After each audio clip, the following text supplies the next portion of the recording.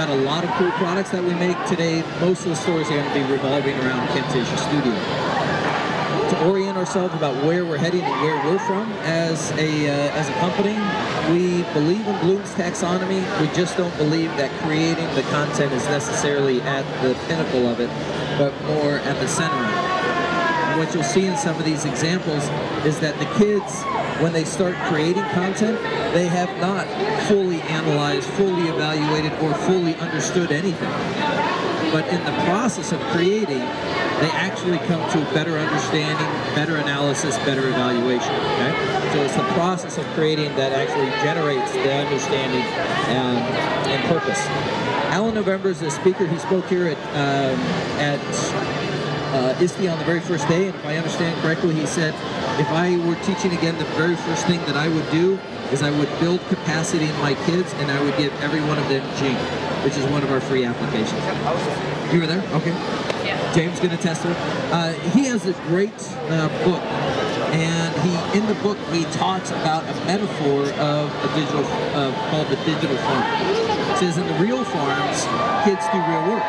They use grown-up tools, and they have grown-up responsibilities. Why don't we do that, he says, now in the classroom?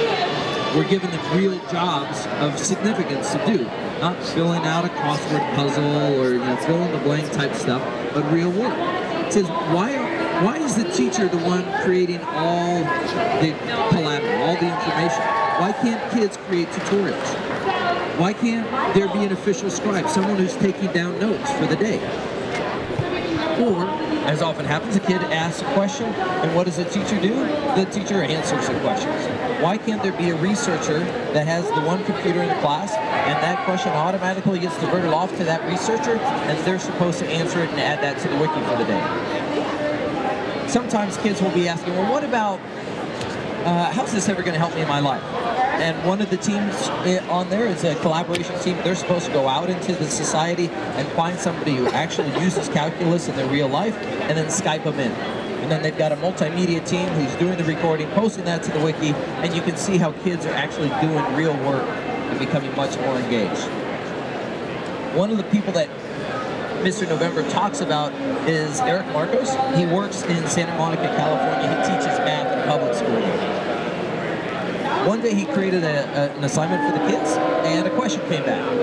And the question came from this young lady. Her name is Tiana. At the time, she was a 6th grader. She couldn't do her problem set that she was given. Not an unlikely scenario. Eric was trying to figure out, well, how am I going to tell this girl? Because if I try to tell her about the FOIL method of mathematics, describing this to her over email was going to be really hard. So instead, he happened to have Camtasia Studio and a brand new tablet PC, and he began with his voice and recording what was going on his tablet. So he was making a recording of everything that was going on, and then he sent it off to her. Camtasia Studio does it. It records your voice, your screen, etc. Makes a video, and then he sent it off to her, and the girl goes, "Oh, this is great. I got another question," and sent off another question. So he makes another video. Next day in class, he shows both videos to the kids in the class.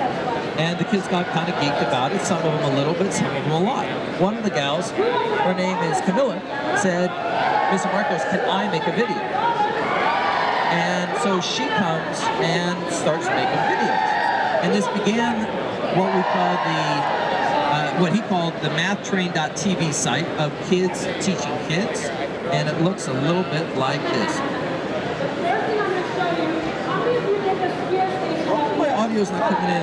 Hold on just a second. Let me just pause that. Hold on just a second.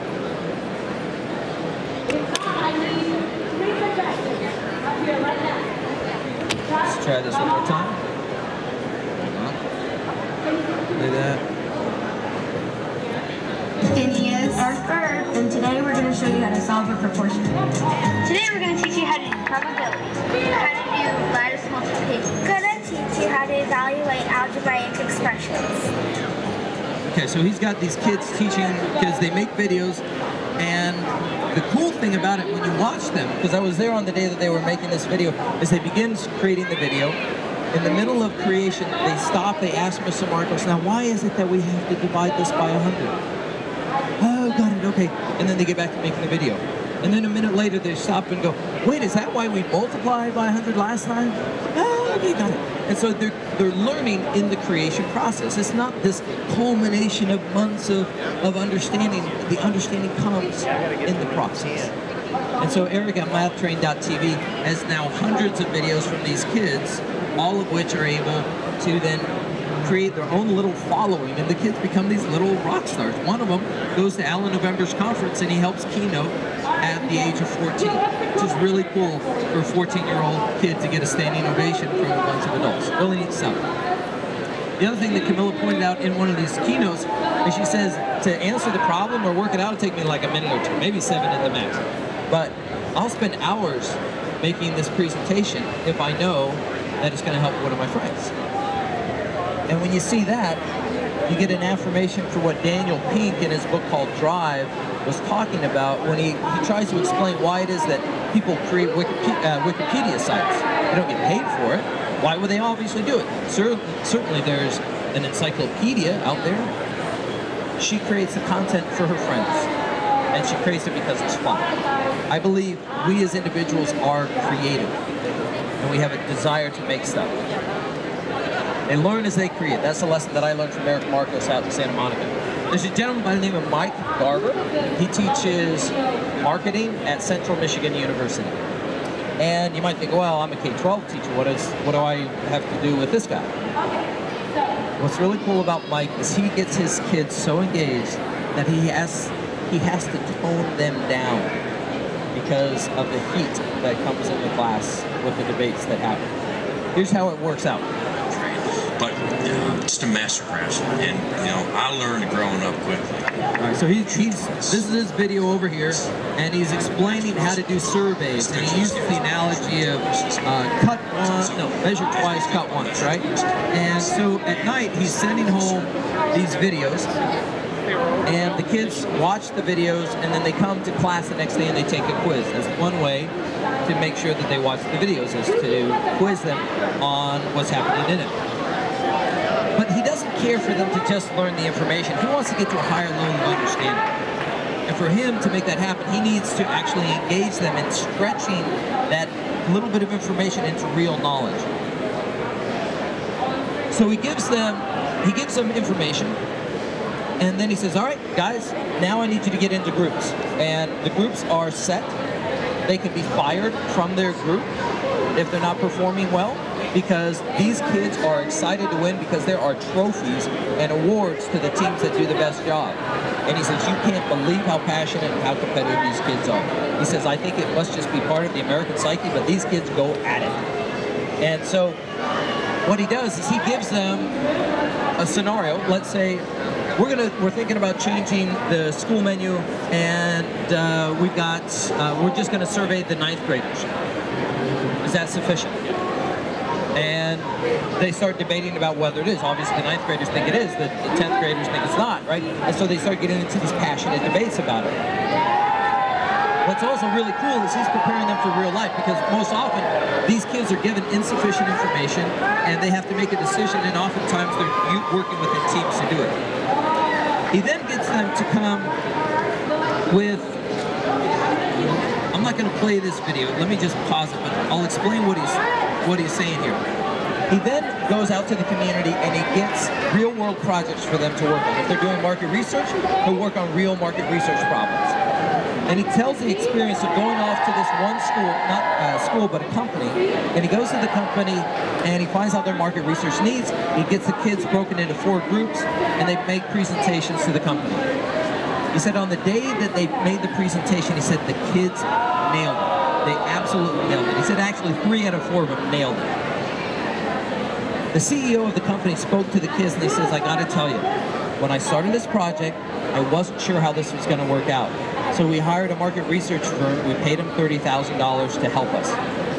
What I saw here from 3 out of the 4 of the groups was better than what we paid $30,000. And I think why he's able to do this is because he's getting them to go from just watching the information to debating about it, to doing projects, to going to that higher level of thinking. Now, last story. This is a friend of mine named Dave Krasinski. He happens to teach business strategy at Brigham Young University. Smart guy, PhD, young, newly minted, you know, ready to take on the world. He happens to be using Camtasia to record his lectures, but he says, even though I can share business strategy from the way I understand it, he says, sometimes I get people in my class that are like athletes who are physically brilliant, and he says, I don't know how to teach them. He says, I'm not a dancer. I don't know how to teach business strategy to a dancer. I'm not a chess master. I don't know how to teach business strategy to a chess master. Wouldn't it be awesome, though, if I could use the appropriate analogies that were just perfect for you and perfect for you?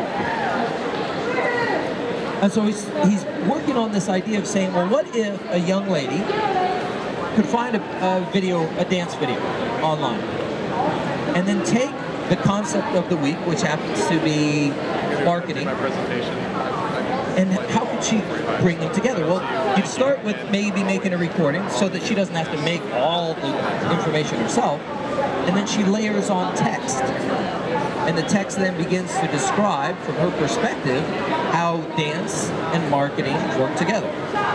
And it might look something like this.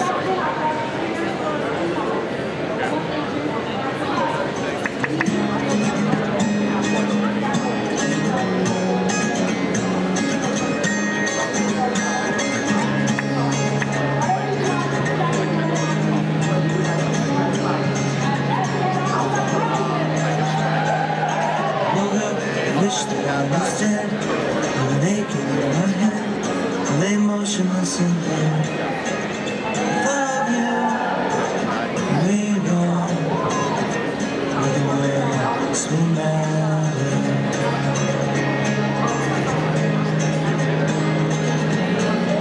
I love how beautiful it is. Everything that I said, do, let it make the world brand new. Take the time for you. Just got lost and slept right through the dawn. And the world spins round.